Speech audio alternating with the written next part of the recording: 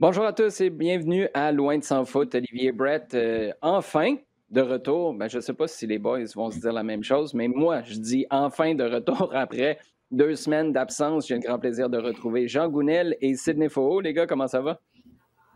Ça va, oui, tu nous as manqué, c'est sûr.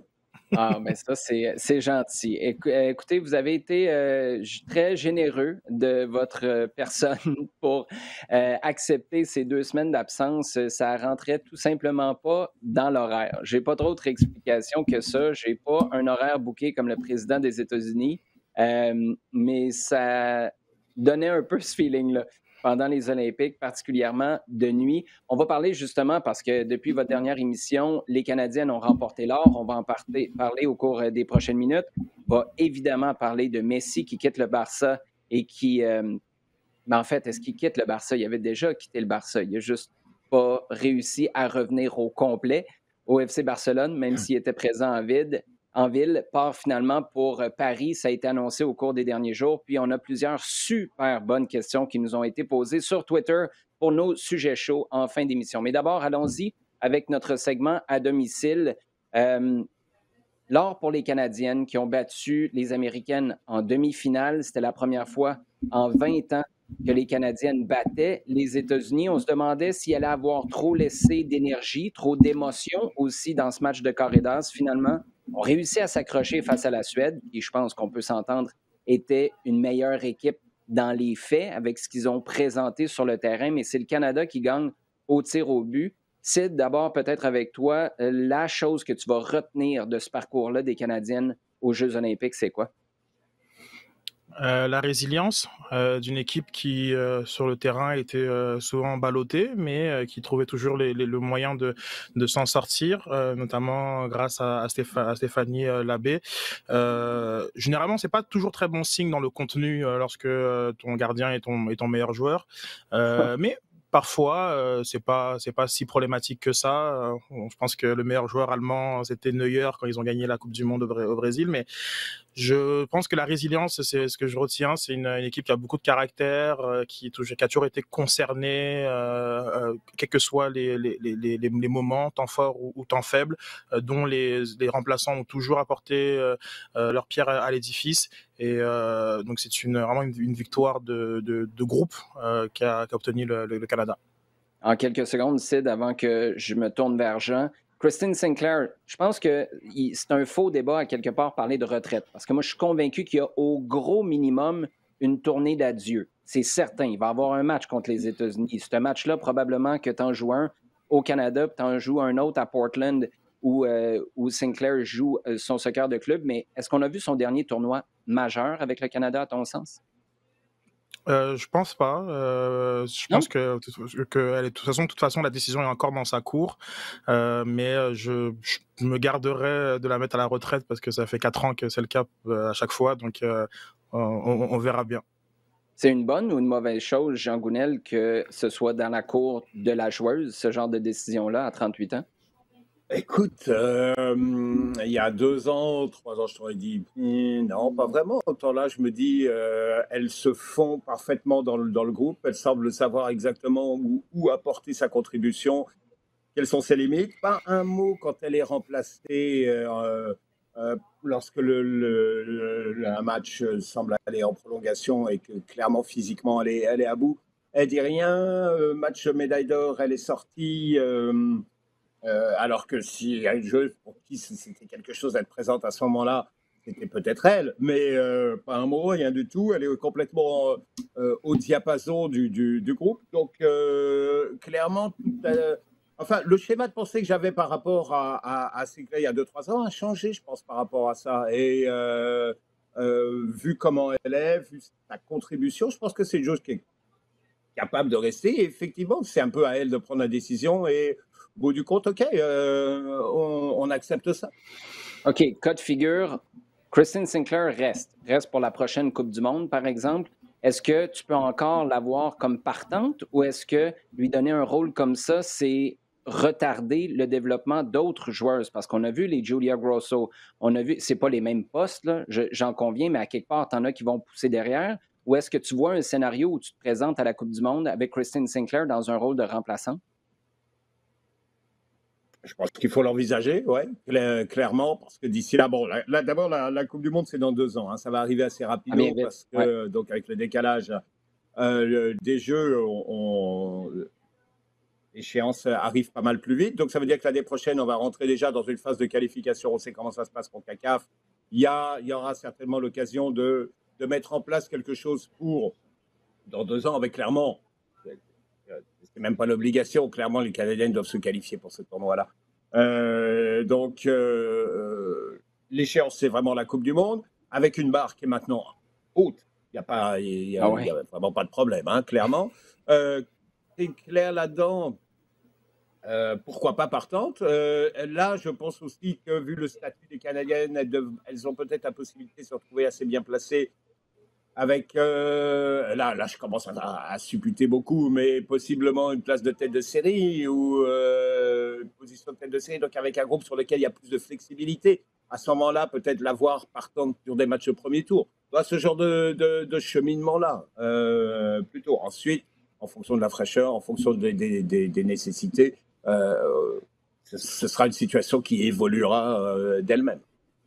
Je trouve ça intéressant. Moi, en phase de groupe, les gars, là, à un moment donné, je me posais sérieusement la question, est-ce qu'en quart de finale, tu fais jouer Kristen Sinclair ou pas? Tu sais, on en était là. Moi, je n'étais pas certain. Puis je trouve qu'elle a eu un crescendo dans le tournoi. Tu as senti qu'elle a commencé à donner un coup d'accélérateur au tour éliminatoire qu'on n'a pas vraiment vu dans la phase de groupe. Puis on est arrivé à un moment dans la compétition à Tokyo où je me suis dit, Bev Priestman a peut-être une grosse décision à prendre. En fait, c'est une décision à laquelle tu réfléchis, mais tu peux pas. Surtout quand tu arrives. En fait, c'était la demi-finale face aux États-Unis. Je me disais, Sinclair, tu sais, elle est là, mais en même temps, elle touchait pas beaucoup de ballons, elle se déplaçait pas tant que ça. Mais après, tu joues un match de demi-finale face aux Américaines, 9 ans après avoir vécu Londres en demi-finale face aux Américaines. Tu pouvais pas. C'était impossible. Bev Priestman se serait servi elle aurait eu une corde à la main, puis peut-être que tu vas te sortir de l'eau avec, mais tu as plus de chances de te pendre avec aussi. Mais si on en était là à la réflexion, chapeau à Sinclair pour ce qu'elle a fait en demi-finale, en finale aussi. Mais puis là, si on se projette dans 2 ans, je ne sais pas. Moi, d'un point de vue strictement sportif, puis je comprends que Kristen Sinclair, ça dépasse largement l'aspect sportif, puis elle est inspirante pour toutes les autres. Mais pour voir ce que Jessie Fleming a fait comme bon de tournoi en tournoi depuis la Coupe du Monde en 2015, celle de 2019, puis maintenant à Tokyo, où à 23 ans, elle jouait comme une fille qui en a 28, 29 ou 30, je me dis, ben toutes les minutes que tu investis en Sinclair, à quelque part, est-ce qu'elle te rapporte ou est-ce qu'elle prive une autre joueuse de faire son développement comme Fleming l'a fait puis être prête en 2024, 25, 26, 27? Ben, c'est Bev Priestman qui a les clés de cette réponse-là. Sid, juste pour conclure sur ce dossier-là, il y a David Perrault qui nous pose une question super intéressante, puis c'est dans la foulée de revendications. Puis je ne dis pas ça du tout négativement de la part des filles. J'ai eu l'occasion de m'entretenir avec Vanessa Gilles, Evelyne Vien, tu as entendu Kristen Sinclair en parler aussi. Les filles ont tous pas mal le même message. On veut un championnat ou du moins des clubs professionnels au Canada. David nous dit, cette finale-là et la victoire, la médaille d'or des filles à Tokyo, est-ce que ça peut accélérer la participation canadienne à la NWSL aux États-Unis de Toronto, Montréal ou Vancouver? Est-ce que ça peut-être, c'est à voir dans la cour des différents clubs mentionnés. De ce qu'on sait ici, c'est que c'est pas du tout dans les plans d'avoir une équipe professionnelle féminine. On a parlé Tu parles à d'une... Montréal. Quand tu dis ici, Sid, tu parles à Montréal? Ouais, ici à Montréal. Ouais.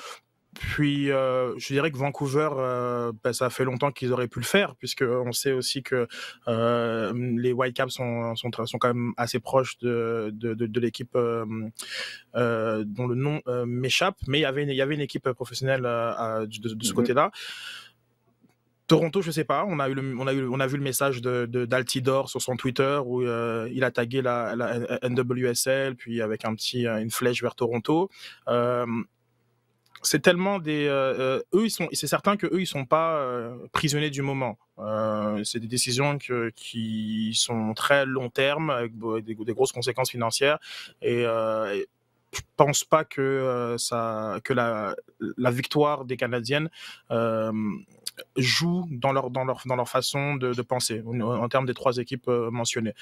Maintenant, oui, il faudrait penser à ça. Et je pense que le développement du foot européen, c'est un signal qui est très fort. Je lisais que ils sont aussi en train de verrouiller le nombre d'étrangères par équipe, par club, pardon, ce qui pourrait à un moment donné freiner aussi justement le développement de Canadiennes qui bénéficient quand même de pouvoir jouer dans les clubs, les gros clubs européens. Donc c'est forcément, il faut avoir dans ta propre cour la capacité de pouvoir faire éclore du talent, le développer, lui donner tout son temps, et je pense que ça améliore aussi la facilité pour faire l'acquisition de sponsors, parce que si on veut qu'il y ait de l'investissement dans le foot féminin sans équipe professionnelle locale, c'est compliqué d'envisager ça. Donc pour tous ces aspects-là, comme on le souhaite. Maintenant, j'ai du mal à penser que Toronto FC, CF Montréal et Vancouver Whitecaps soient les solutions.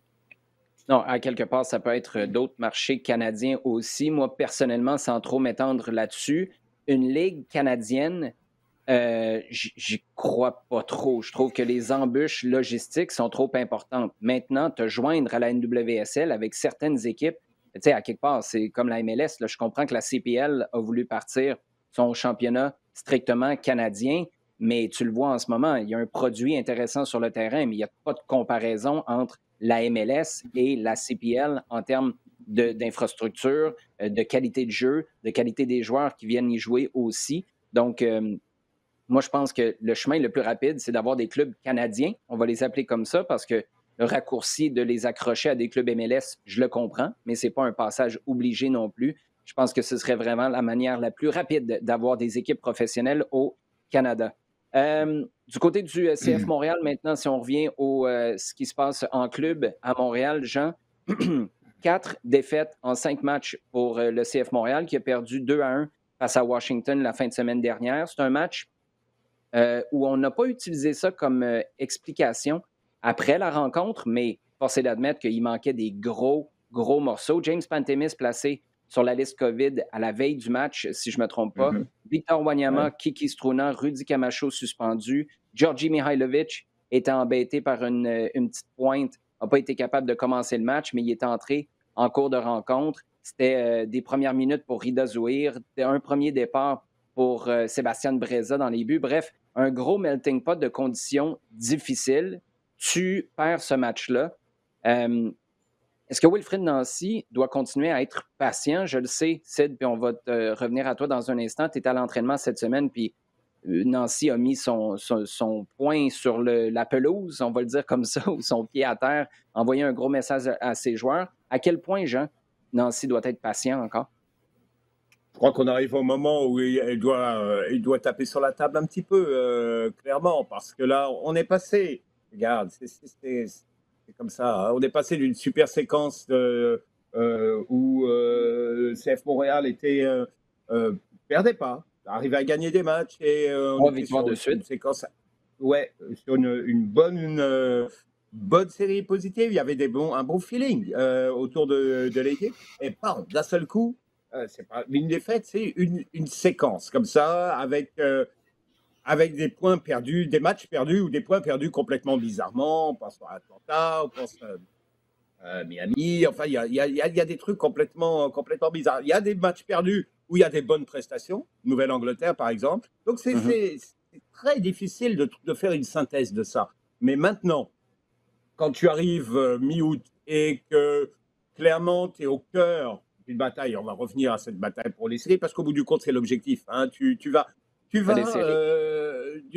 façon ou d'une autre, la qualité du jeu et le réalisme qui est se qualifier ou pas pour les séries, finalement, c'est ce qui va donner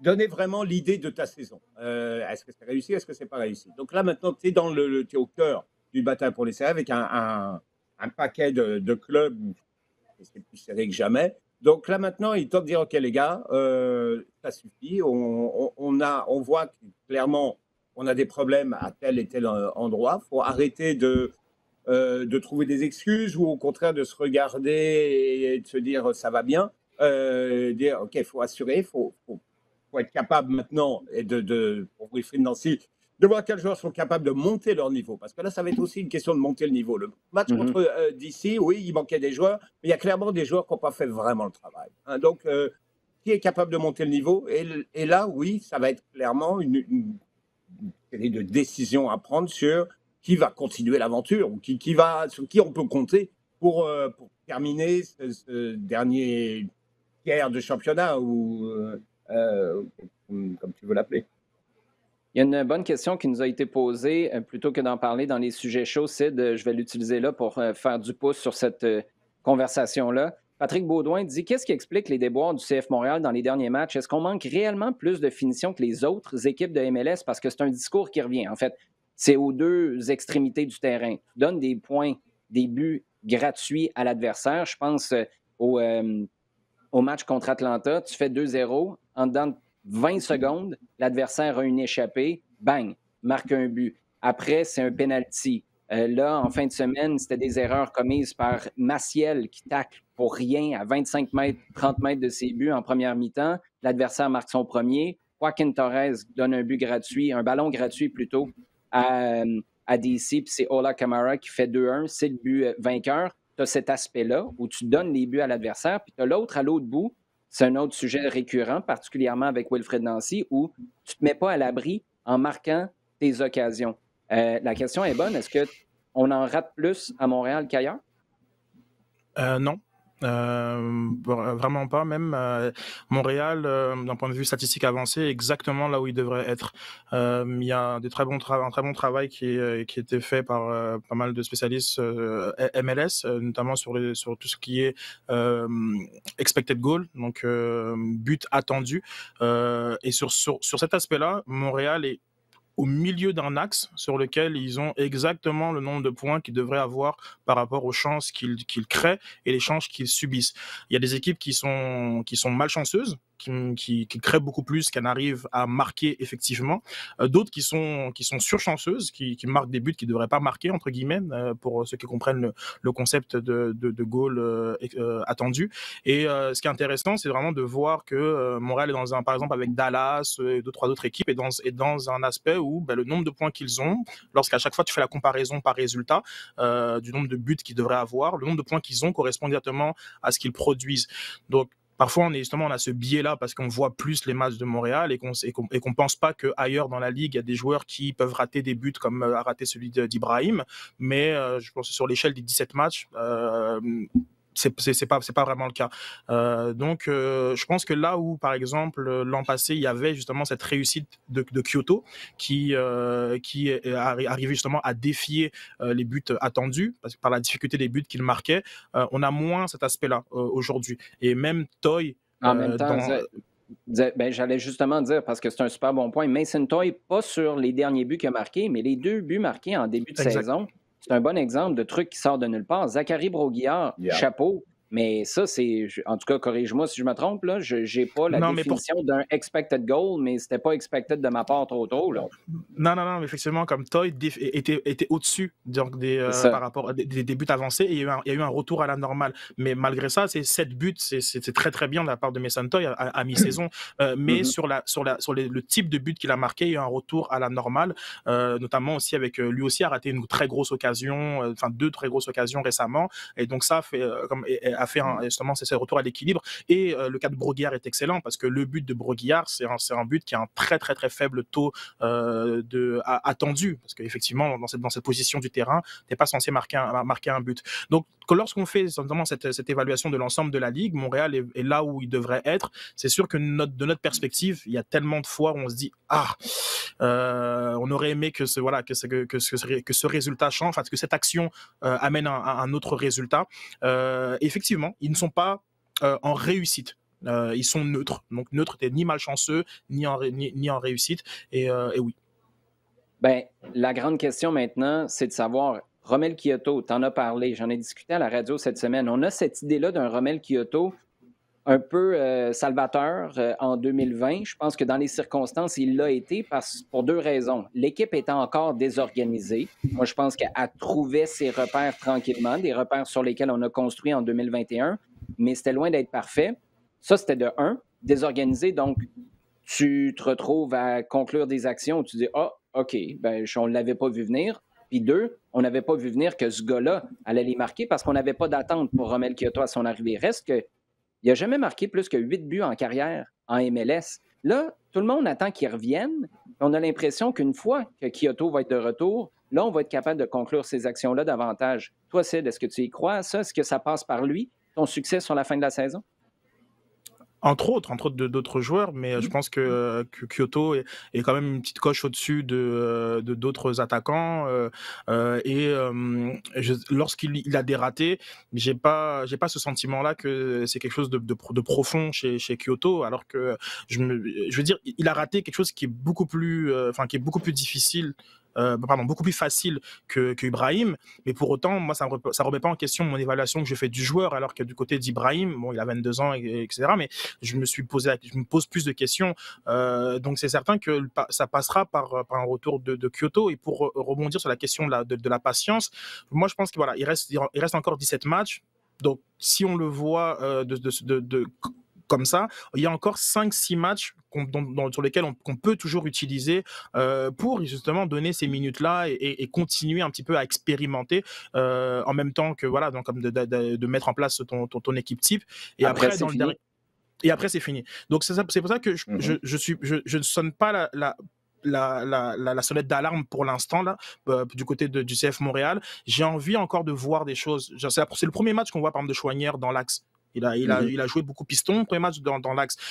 Avant qu'on arrive à des conclusions définitives sur à quel poste chacun va devoir performer pour la fin de saison, je crois qu'on pourrait toujours utiliser cette fenêtre de 5-6 matchs. Effectivement, ça ne va pas super bien au niveau des résultats attendus, mais dans le contenu, il y a des choses et on a besoin encore de certaines réponses. Et après, il y aura un 11 partant et on va vivre et mourir avec ce 11 partant côté Wilfried Nancy.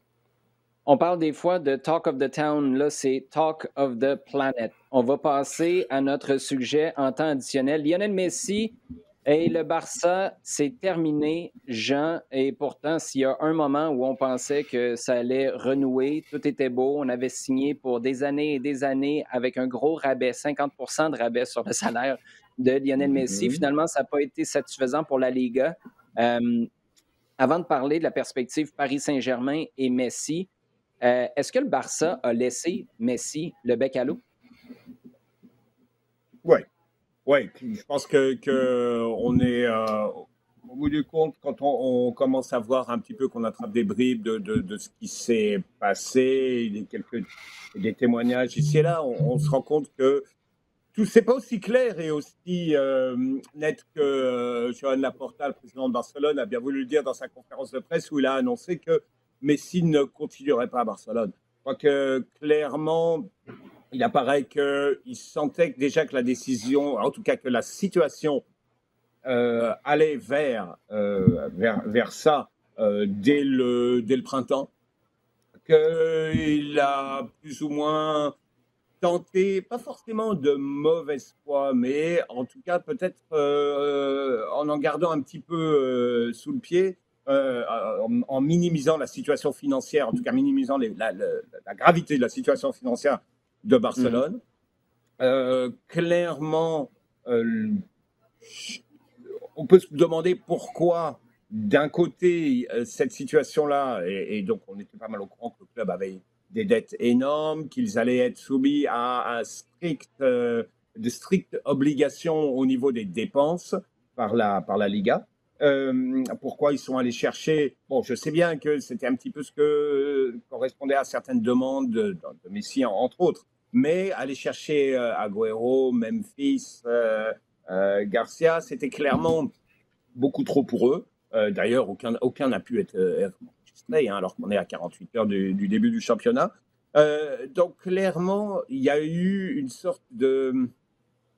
Donc, que Barcelone n'a pas été totalement franc du collier, la direction du club a été totalement franc du collier au moment d'aller vers la signature du contrat de Messi.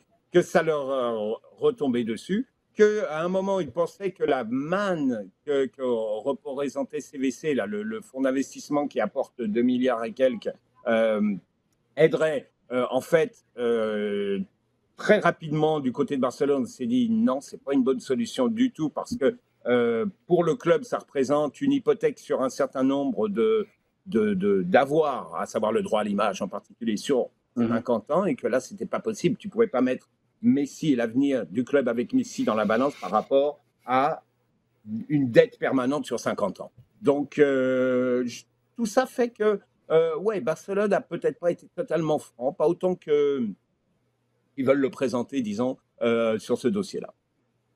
Bon, maintenant, et juste un petit commentaire, plug sans aucune gêne. On vous rappelle que la Liga sur les ondes de RDS, ça commence en fin de semaine. Dimanche, 13h45, ce sera justement le Barça face à la Real Sociedad. Donc, franchement, intéressant à surveiller. On a très hâte de vous présenter ça tout au long de la saison. On aura toujours un match par semaine, soit présenté sur RDS, RDS2 ou sur le rds.ca. Maintenant, Sid, la grande question, là, c'est Lionel Messi au Paris Saint-Germain, sur une échelle de 1 à 10, ça t'excite comment? Sur une échelle de 1 à 10. Un beau Lionel Messi contre Clermont-Ferrand, là, contre Troyes, contre Reims. Puis je veux pas manquer de respect à ces clubs-là, là, mais quand Messi dit « ça va parfaitement avec mes ambitions, ce que le club veut faire à Paris », on s'entend qu'il parle de la Ligue des champions. That's it. Oui et non. Je veux dire, après, tu parles de Clermont, 3, on peut parler de Elbar, Elche, Cadix, Levante, Osasuna. Je peux t'en citer des clubs qui ne s'appellent pas Real Madrid ou Séville. Donc, non, moi, je n'ai pas cette lecture-là un peu, justement, sur...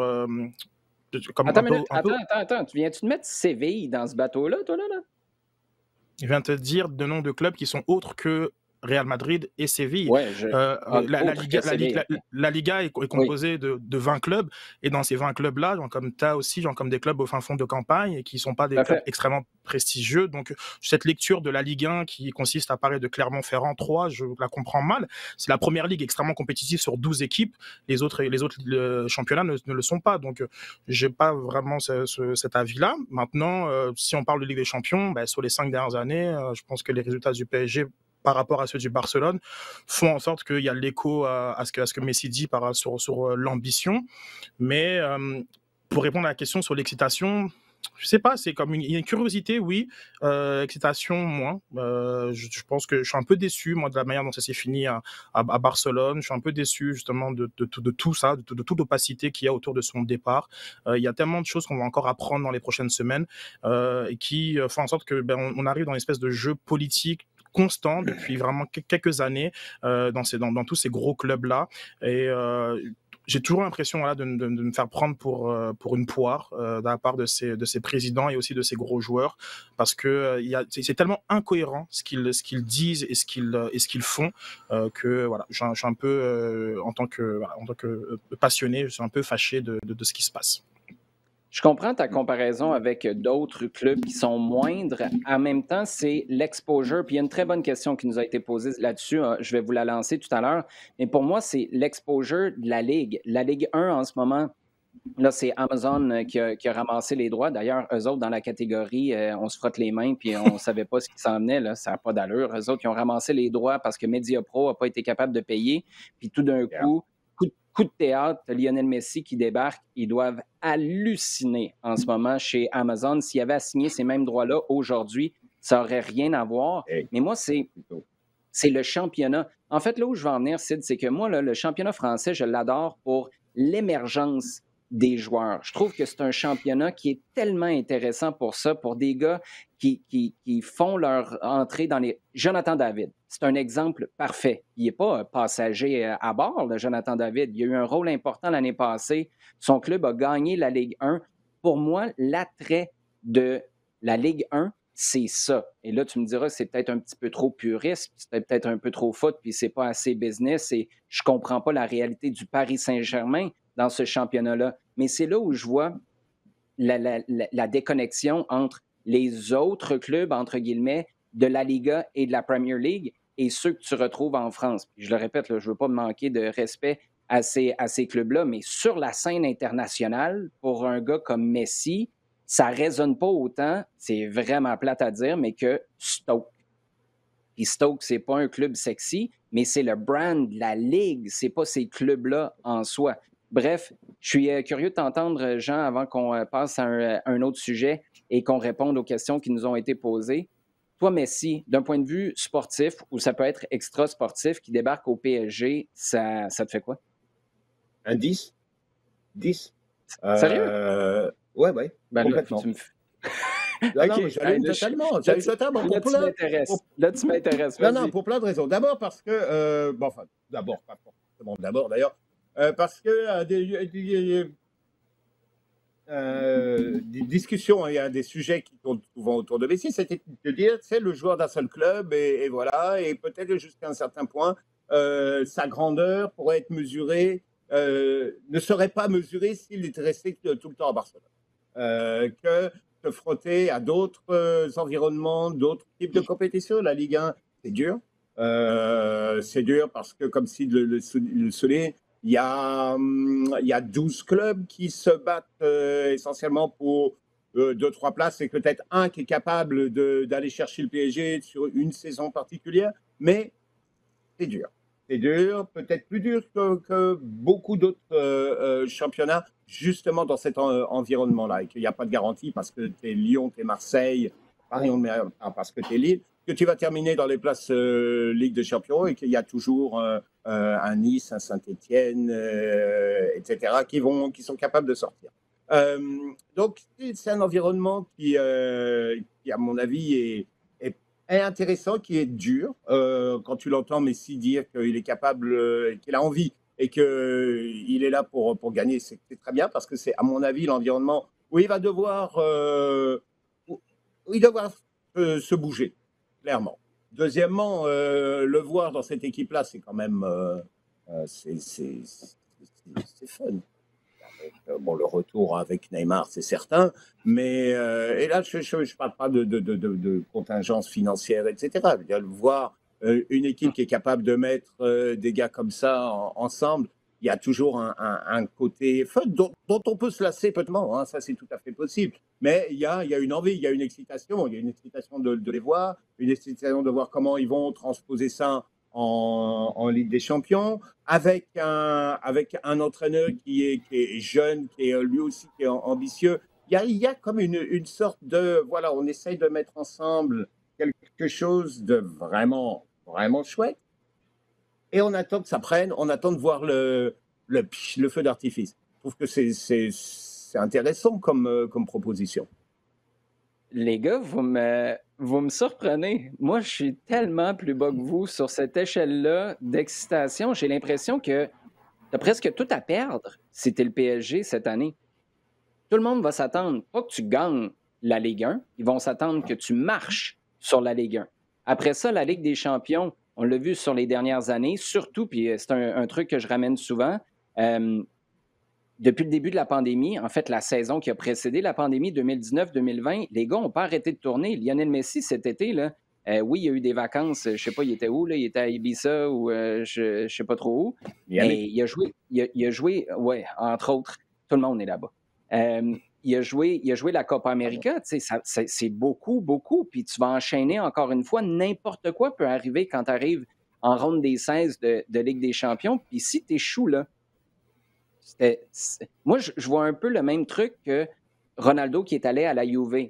OK, parfait, tu es devenu meilleur buteur d'un autre championnat, c'est correct, mais je pense que ça a été le témoignage d'un investissement massif qui est hyper risqué. Et je pense que même Messi, s'il gagne la Ligue des champions, c'est clair, mais là c'est tu vas au casino, là, tu ramasses tout ce que tu as à la banque puis tu mets sur le 28. Puis tu espères que c'est ça qui sort. Mais ouais, sur le 30, excuse-moi. Ah, bien joué, Jean Gounette. Excellent. Petit rappel à l'ordre de ma personne. Je ne me suis pas encore fait à l'idée qu'il allait porter le numéro 30. Mais c'est pour ça que je trouve que, à quelque part, ça va tout se jouer sur un match, cette histoire-là. Puis s'il passe à côté, on va dire que c'était presque un échec. Puis s'il réussit, on va dire bravo. Mais juste sur ce match-là, le reste, moi, je pense vraiment que tu as beaucoup à perdre. Alors que si tu l'avais vu, Puis je comprends que les circonstances au Barça ont un effet domino qui font en sorte que ça a peut-être été vraiment plus compliqué de considérer l'amener en Premier League. Mais en Premier League, là, tu aurais répondu à une grosse question qui tient de toujours. Est-ce qu'il est capable? Moi, je pense que la réponse est oui. Est-ce qu'il est capable physiquement de tenir le coup en Premier League? C'est pour ça que je trouve que le upside dans tout ça, je ne parle pas des finances parce que le upside pour Lionel Messi, son comptable et son agent, il y en a en masse. Mais je ne sais pas, j'ai très heureux. J'irai voir un match avec vous autres, les gars, parce que je pense que vous allez peut-être me craquer parce que moi, je ne suis pas très haut sur cette échelle de l'excitation d'un point de vue sportif. Justement, parlant de la Premier League, Sid, petit commentaire là-dessus avant de passer au prochain sujet. Favori pour remporter le championnat cette année, ça commence là. Oui, effectivement, ça commence cette semaine avec des équipes qui sont toutes renforcées de façon différente, mais qui ont fait des gros investissements du côté notamment de Manchester City. On en parlait la semaine passée et les 117 millions mis sur Jack Grealish. Je pense que City est toujours en pole position pour aller conserver son titre. Bon, là, on parle aussi de 115 millions sur Harry Kane dans une proposition qui a été formulée aujourd'hui. Mais City a un tel effectif où voilà, on superpose tous les milieux, c'est assez hallucinant ce qu'ils ont City. Je les vois bien. J'ai très hâte au retour de Van Dijk et de l'effet positif sur le reste de l'équipe. Je crois que la bataille aurait été pas mal plus serrée s'il était présent. Mm-hmm. Et Chelsea, je pense qu'ils sont toujours aussi dans le coup. Donc on aura quand même une compétition très très serrée. L'arrivée de Lukaku pour un peu peut-être aller un peu titiller Werner qui, je crois je pense de toute façon qu'il fera mieux cette année que l'an passé avec l'adaptation de Première Ligue, mais Lukaku, il est vraiment là dans ce qui se fait de mieux en tant qu'avant-centre. Et tout ça, c'est sans compter que Varane, c'est pas Bailey et c'est pas Lindelof. Donc la défense de Manchester United, elle est tellement meilleure maintenant avec Sancho qui va aussi dynamiter l'attaque. Donc là, les 4 devant c'est un gros Big Four et vraiment un Big Four. Là, faut plus parler de Big Six parce que Arsenal et Tottenham là sont pas dans la course par rapport à ces équipes-là. Mais je pense que City est un tout petit peu en pôle pour le titre aujourd'hui. Les fans de Lindelof font dire c'est chien, mais c'est légal, Sid. Jean, est-ce que tu laisserais Sid aller parier pour toi? Est-ce que tu irais aussi avec City? Oui. Évidemment, personne ne me laissera parier sur Brentford. Alors, donc, clairement, City au-dessus, City devant. Je crois que Sid a clairement délimité un top 4 parce qu'il n'y a que ça pour l'instant. Clairement, Tottenham a perdu complètement l'étincelle qu'ils avaient il y a 3 ans à peu près. C'est fini. Arteta, ça reste il y a quelque chose d'un peu artistique. C'est une construction permanente, Arsenal, on a l'impression. C'est un projet. C'est tout. Leeds, ce sera intéressant de voir s'ils sont capables de monter et d'aller taper un petit peu les plus gros, mais je ne les vois pas durer toute une saison comme ça. Donc oui, je pense qu'on est pas mal à un top 4 et que de ce top 4, le plus solide, le mieux armé, c'est Manchester City. Et pas d'un petit peu. Ils sont déjà, je pense, un gros pas avant tout le monde. Ensuite, il y aura plein de contingences. Si c'est serré, qu'on arrive au mois d'avril et qu'ils sont chauds en Ligue des Champions, ce qui devrait être, les choses vont changer. Et puis, il y a toujours le plan Guardiola, à un moment où il y a quelque chose qui arrive et qui hallucine un peu. Mais, hormis ça, je vois mal City se faire bousculer sérieusement, en tout cas pour l'instant, non. C'est l'heure des sujets chauds, les gars. 4 questions ont été retenues. Sid, on va commencer avec toi. Une question d'Émile Archambault qui est super intéressante. J'en glissais un petit mot tout à l'heure. Émile nous demande si, comme les rumeurs suggèrent, on se retrouve de facto avec un échange Messi-Mbappé, vous comprenez ce qu'on veut dire par échange, entre la Liga et la Ligue 1. Messi au PSG, Mbappé peut-être vers Madrid. Quelle ligue gagne en prestige? Ah, la Ligue 1, clairement. C'est sûr que tu as des meilleurs joueurs de tous les temps qui arrivent dans ton championnat.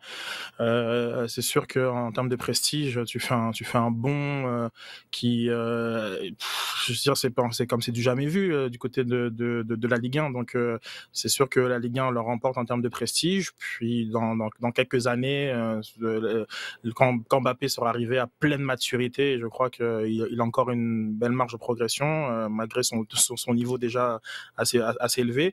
Là, on se reposera la question. Mais aujourd'hui, si l'échange se fait là maintenant, c'est clairement la Ligue 1. Oui. Si je recadre cette question-là, parce que je suis parfaitement d'accord avec toi, laquelle gagne le plus en prestige, c'est clair que c'est la Ligue 1. Maintenant, au moment où on se parle, là, sur les, mettons, 6 prochains mois, laquelle est la plus prestigieuse, c'est? La Liga, parce que de toute façon, ça peut quasiment pas changer. L'ordre, il est établi, il est quasiment même culturel. Donc, lorsque justement je te reprenais sur Clermont-Ferrand versus, moi je te dis Osasuna, Elche, tout ça, c'est dans l'esprit, on voit des ligues d'une façon un peu, je veux dire, statique, et ça a mis combien d'années?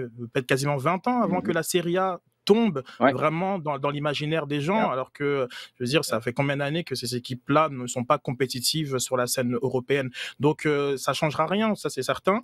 Ça prendrait beaucoup de victoires, beaucoup de gros joueurs, beaucoup de phénomènes pour que on change cet ordre des ligues établies. C'est parce que on va faire des procès qu'on peut faire à la Juve, au PSG, qu'on fait pas au Bayern, alors que le rapport entre le Bayern et les autres équipes dans la Bundesliga, il est le même. Donc ça, c'est culturel. On est même quasiment plus dans le sportif et ça bougera pas. Aujourd'hui, la Liga sera toujours devant la Ligue 1, ça c'est sûr. C'était votre chronique culturelle de Sydney Faux à Loin de Sans Foot. Ça nous fait plaisir. On y va maintenant avec une question de Christophe Angel.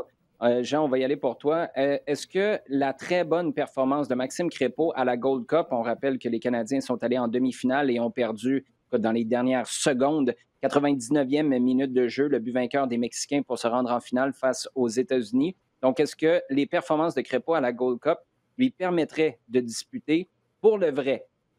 J'aime ça quand il y a des précisions comme ça. Pour le vrai, le poste de partant face à Milan Borjan en vue des qualifications de la Coupe du Monde au Qatar en 2022? Ou est-ce que Borjan reste incontournable, indélogeable? Ben, je te dirais quoi, je mettrais la question à l'envers. Je pense que Crépeau a gagné la place. Je pense très clairement que Crépeau a gagné la place. Ouais, complètement. Complètement. Il a fait des perfs vraiment, je ne vais pas dire honnêtes, il y a plus qu'honnêtes, extrêmement satisfaisantes.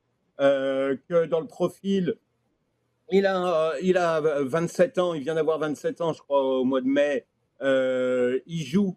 Il est titulaire en club, ce qui n'était pas le cas quand tu regardes les tournois précédents. Hein. Sa situation en club n'était pas claire. Borjan va en avoir 34 au mois d'octobre. Donc, clairement, Crépeau est le joueur qui est sur la meilleure dynamique. Et au niveau qualité de ce qu'il présente actuellement, franchement, je ne vois même pas des questions. Il est vraiment bien, parfaitement dans son poste et parfaitement à l'aise. Il maîtrise parfaitement sa situation. Je crois qu'il a maintenant il est clairement à l'aise avec l'environnement de la sélection nationale et les joueurs avec lesquels il va évoluer. Parce que c'est maintenant Crépeau est le titulaire. Honnêtement. Ouais, c'est super intéressant, ça, Jean, parce que c'est particulier comme parallèle, là, mais c'est Jesse Fleming qui me vient en tête pour la raison suivante. À talent égal ou à peu près égal, moi, je pense que John Herdman va regarder au-delà du Qatar, puis il va regarder la Coupe du Monde en 2026. Puis il va se dire, c'est qui va être là? Et est-ce que les minutes que je vais donner à Crépeau là vont me nuire dans ma qualification en vue du Qatar? S'il n'y a pas la certitude que ça va être nuisible et qu'il se dit, tu sais quoi, je peux avoir à peu près la même chose, bien là, non seulement ça ne va pas te nuire, mais ça va beaucoup de profiter en 2026 quand Crépeau serait le gardien numéro 1. Donc, mais c'est clair que sans la Gold Cup, on ne se pose pas cette question-là. Puis là, à quelque part, Milan Borjan qui est resté avec son club, avec le Red Star pour les qualifs de la Ligue des champions, j'admire sa loyauté envers son club, c'est tout à fait correct. mais à quelque part, c'est des décisions qui sont crève-cœur pour des gars, parce que là, tu viens d'ouvrir la porte à un Maxime Crépeau qui l'a défoncé, pas à peu près. Ça va être super intéressant à voir ces matchs-là.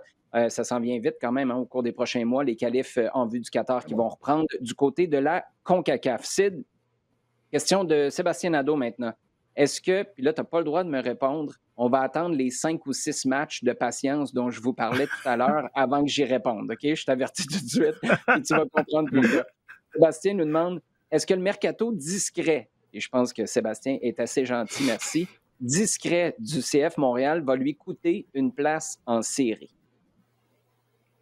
Non, je pense pas. Je pense que Financier est très satisfait de son groupe et je pense que son groupe a suffisamment de profondeur.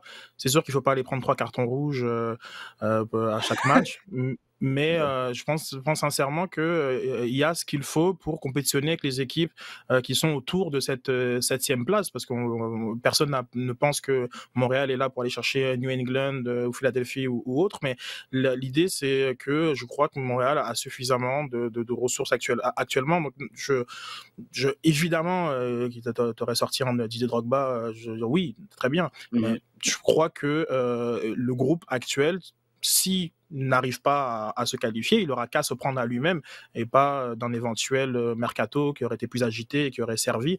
Quand un joueur arrive, parfois il y en a d'autres qui partent, mais je pense que je pense que le groupe il a ce qu'il faut.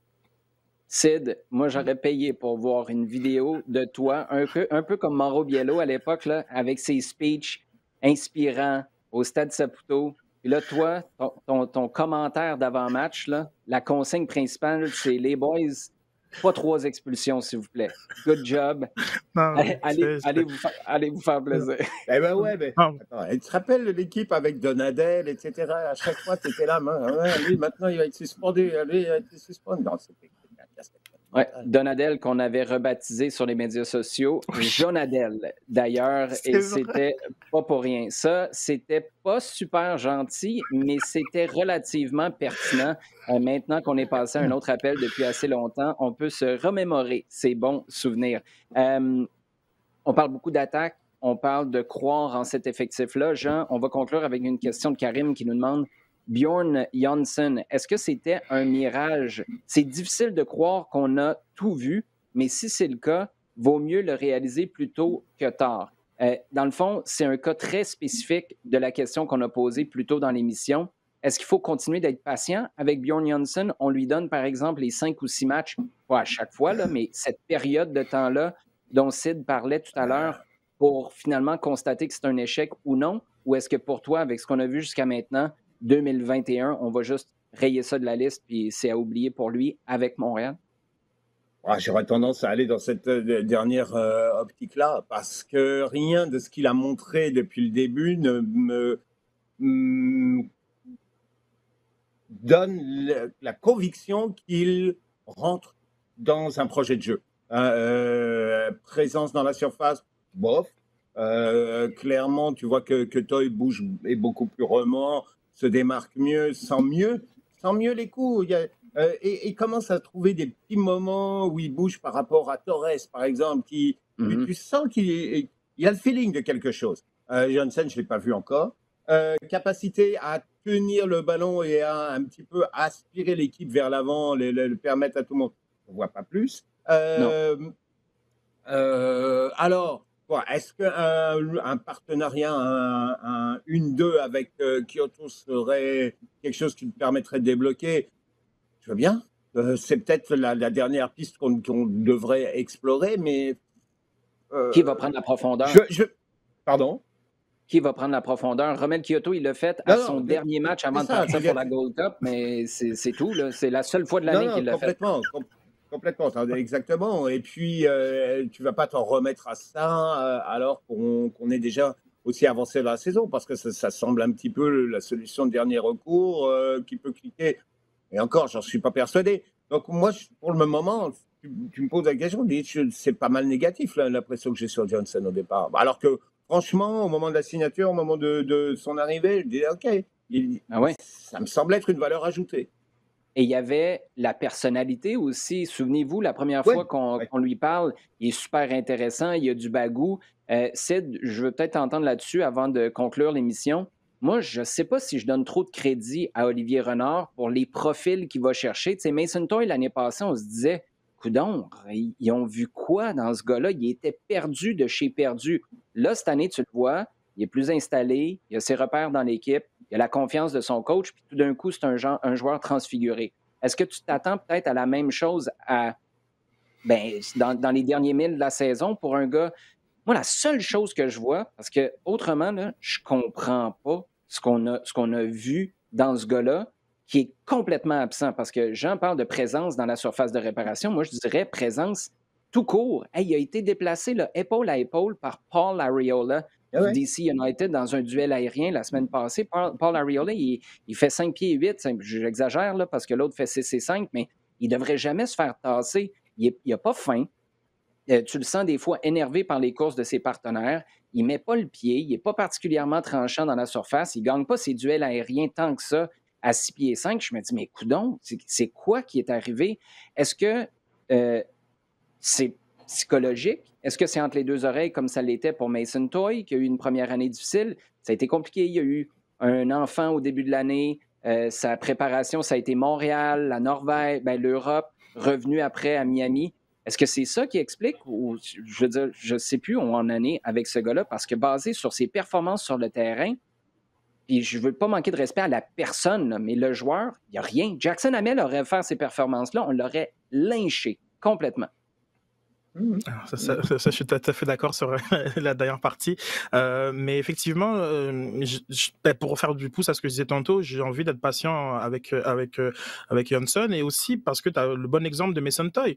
Je crois que ça devrait quand même nous alerter sur le fait qu'il y a des joueurs qui peuvent mettre plus de temps à s'adapter. Il n'a jamais été dans le rythme. Moi, je pense que le projet qu'on lui a vendu, c'est pas le projet qu'il a retrouvé, de par sa faute aussi, hein, de ses performances, mais je crois que lui se voyait comme l'avant-centre avec le plus de minutes sur le terrain, mais le fait qu'il a commencé la saison un petit peu en retard et que dans le même temps, il y a Toy qui explose tout, fait que tout de suite les cartes ont été redistribuées parce que tu ne peux pas ne pas faire confiance à Toy par la suite. Et après, il y a eu cet enchaînement effectivement avec la Norvège, avec la naissance de son enfant, et tout. Il n'a jamais été dans le rythme, dans le coup, mais pour autant, je j'ai pas envie de tirer la plug sur lui. Je sais pas, j'ai une espèce de bénéfice du doute parce que je reste bloqué sur ce match contre Miami, ces 2 appels au premier poteau et ces buts-là. Il y a forcément quelque chose avec ce joueur-là. Maintenant, j'avais entendu ton point au FC 919 où c'est vrai que bon, il a un CV qui pose tellement de questions avec justement ce fait qu'il est baroudé au travers le monde. Il y a tout du drapeau rouge avec ce joueur-là. Mais il y avait aussi dans la colonne but, il y avait quand même des chiffres. Oui, donc, voilà, c'est ça aussi. Donc, le fait qu'il soit partout, c'est dérangeant. Mais le fait qu'il marque, quand même, un peu moins. Donc, j'ai envie de lui donner sa chance encore. Mais j'entends tous les points. En termes de communication pure sur le terrain, c'est, je pense, avec peut-être Kissa, le joueur qui est le plus déconnecté de ses coéquipiers. Où il y a vraiment toujours, quand il va dans la profondeur, c'est le ballon qui est donné dans les pieds. Et quand il demande dans les pieds, c'est la profondeur qu'on lui sert. Donc, c'est vrai que là, en ce moment, ça pose énormément de questions. Mais il ferait partie des joueurs avec lesquels je serais encore pas patient. Oui, et ce qui est intéressant aussi de voir avec lui, c'est qu'à mon sens, c'est un diesel, Bjorn Johnson. C'est un gars qui a besoin de se donner des matchs. Puis des matchs, je faisais la comparaison avec Jackson Hamel, lui qui se considérait comme un joueur comme ça aussi. Collez-moi-en 3 ou 4, puis ça va être un crescendo, ça va être une montée en puissance. Oui, mais à quelque part, il faut que tu mérites dans tes moments où tu entres comme remplaçant, où on te donne un match comme titulaire. Il faut que tu montres que tu as un petit quelque chose qui justifie que tu reviennes, puis ça ne peut pas être le désert. Puis malheureusement, des matchs où ça a été le désert, il y en a eu pas mal depuis le début de la saison. Les gars, il y a un paquet de trucs qui s'activent, particulièrement avec les championnats européens en fin de semaine, avant la prochaine émission. Sid, tu vas surveiller quoi avec le plus d'intérêt au cours de la prochaine semaine? Ben, je vais être cohérent.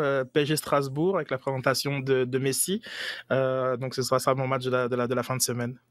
Ouais, tiens, hey, puis d'ailleurs, je vous ai pas dit tantôt, moi, mon souhait, là, puis là, c'est vraiment chien ce que je vais dire là, c'est absolument pas objectif.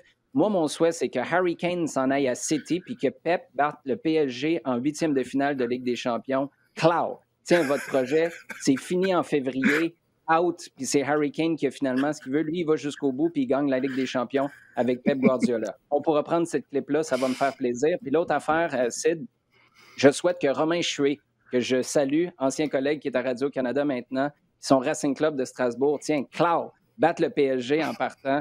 Puis là, ça va nous faire une histoire à suivre. Tout d'un coup, je vais monter là, dans mon échelle d'excitation de regarder des matchs du PSG. Ça va devenir pas mal plus divertissant.